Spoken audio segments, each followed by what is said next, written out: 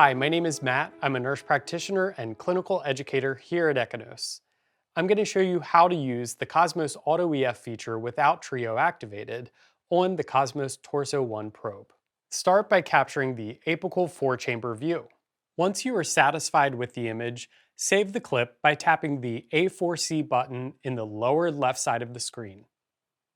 The AI will perform all of the tracings and measurements in the background. Next, capture the apical 2-chamber view. In cases where you are unable to acquire the apical 2-chamber view, the system will give you the option to skip the A2C view. But remember, obtaining measurements from both the apical 4 and apical 2-chamber views leads to a more accurate biplane ejection fraction measurement.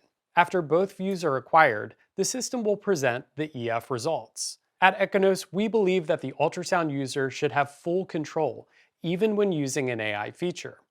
That's why we made the ejection fraction calculations in the report fully editable. To view or edit what the system captured, simply tap one of the views. You can select new systolic and diastolic frames and edit the automatic tracing by tapping on the data points and moving them.